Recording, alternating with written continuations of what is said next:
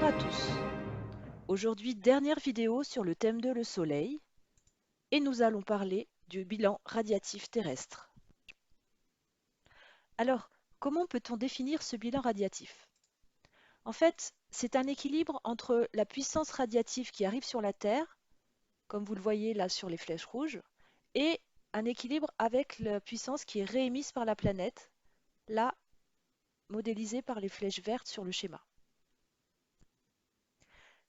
Donc pour définir un bilan radiatif, il faut définir deux choses, la puissance arrivant sur la Terre et la puissance qui est réémise par la planète. Commençons par définir la puissance interceptée par la Terre. C'est donc la puissance qui provient du Soleil, mais sur les 99,9% de cette puissance solaire, seulement une partie atteint la Terre. En effet, la puissance qui atteint la Terre va dépendre de la distance Soleil-Terre, comme on le voit ici sur le schéma, et du rayon de la Terre. Du coup, si l'on veut calculer la puissance interceptée par la Terre, il faut calculer la puissance sur une surface d'un disque de rayon R. Lorsque l'on calcule cette valeur, on trouve une puissance reçue par la Terre de 342 watts par mètre carré, alors que la puissance envoyée par le Soleil est de 3,8 10 puissance 6 watts, ce qui fait une énorme déperdition.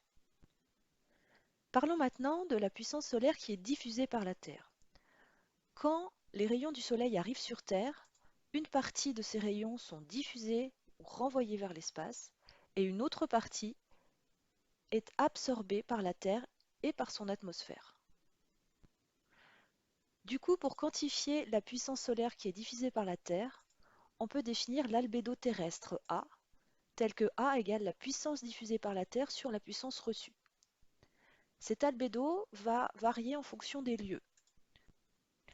On peut voir sur le schéma que si les rayons du Soleil atteignent une prairie, l'albédo sera de 25 à 30%, mais si les rayons du Soleil atteignent des sommets enneigés, l'albédo sera beaucoup plus important, de 80% à 95%.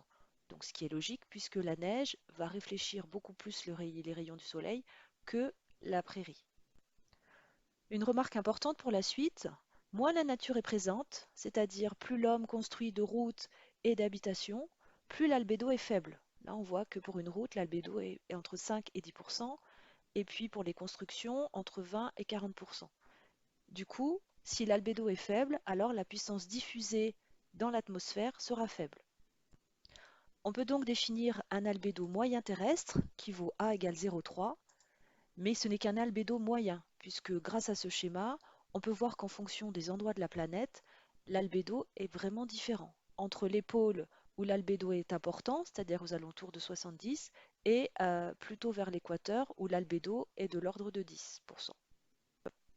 Revenons maintenant au bilan radiatif terrestre.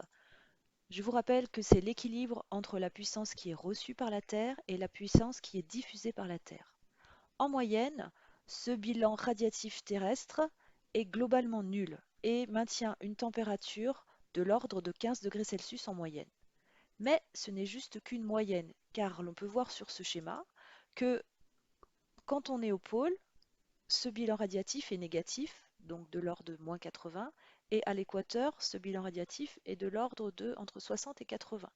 Donc ça, c'est dû au fait qu'au pôle, l'albédo est très important et à l'équateur, l'albédo est beaucoup moins important. Ce bilan radiatif n'est pas fixe, il peut changer. On dénombre trois causes à ce changement. La première cause, c'est les variations astronomiques.